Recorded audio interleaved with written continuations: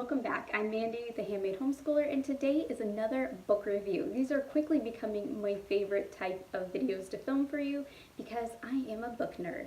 Now, if it's your first time here, welcome. This is a series that I have been doing all about good books for children and where I am pre-screening and reviewing books that are on children's book lists, public school books, and any books that I give my children. And if there's any content in it that I think that you need to be alerted to as a parent, I will let you know.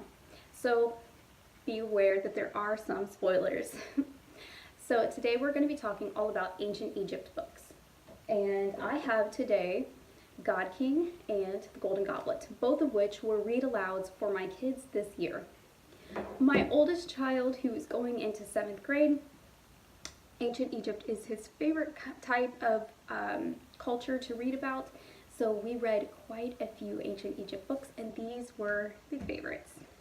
So we read this one first, The Golden Goblet, and this is by Eloise McGraw, and I will put a link to these two books down in the description for you so you can check them out yourselves. We read this one back in August, September as a read aloud. Now I have a 2nd grader and a 6th grader this year, and they both were present for the read aloud.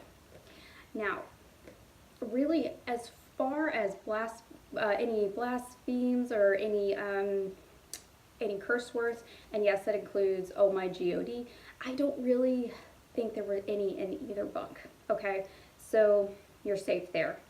Now, with the Golden Goblet, his parents are dead, so know that that is something that comes up in the book. It doesn't really have any death scenes in it that I can remember, but he does go to his parents' gravesite, especially his father, and he talks about them in the book. His brother, his older brother who looks after him, is abusive and talks about striking him and does strike him quite a few times. So know and be aware that that is in the book, and if you don't want anything like that, go ahead and skip this one. But it was nothing graphic or violent enough to where my 8-year-old couldn't listen in. It was a gentle approach to that in the wording. I think the hardest thing about this book were there were several words because of the time period of this book that I wasn't sure how to pronounce, and sometimes I kind of wish I would have gotten the audiobook. So recommendation, maybe get the audiobook for this one. All right, God King, we just finished up, and this is by Johanna Williamson, and this is about the time period of King Hezekiah in Israel, and it's really about the Pharaoh of Egypt during the reign of King Hezekiah and all of their trials. This one my 8-year-old was kind of bored with, but my older child loved this book. This one, again, no cursing, no blasphemes, nothing like that.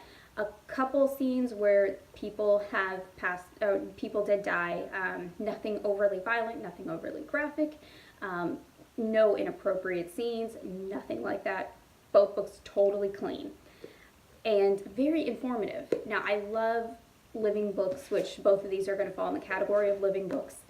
And both books, they learned a lot about ancient Egypt culture. This one was more about what the children go through and how a child would have lived in ancient Egypt culture.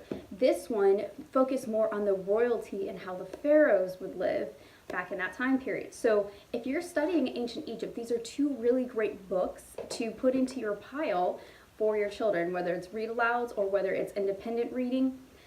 I don't believe that there were any anything that I would alert anybody to, other than there are a couple scenes where people die, because this does go into the Assyrians, and they killed a lot of people, and a couple people close to the pharaoh do die.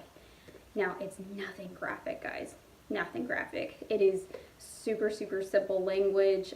This one was actually easier for me to read out loud than the Golden Goblet, but totally, hands down, recommend both of them for your reading pile for next year, or for this year, or for even summer reading. My kids learned so much about ancient Egypt culture, and those are two that we will definitely remember. Alright guys, so if there are any books that you would like me to read and review, make sure you post it down below and give me ideas of what kind of books you would like. Also, if you are a handmade business owner like I am, I have a free masterclass down below for you from my own personal coach who is fantastic and helped me bring my hobby to a full-time career at home with my kids. So I will see you guys next time, and I hope that you have a great rest of the week.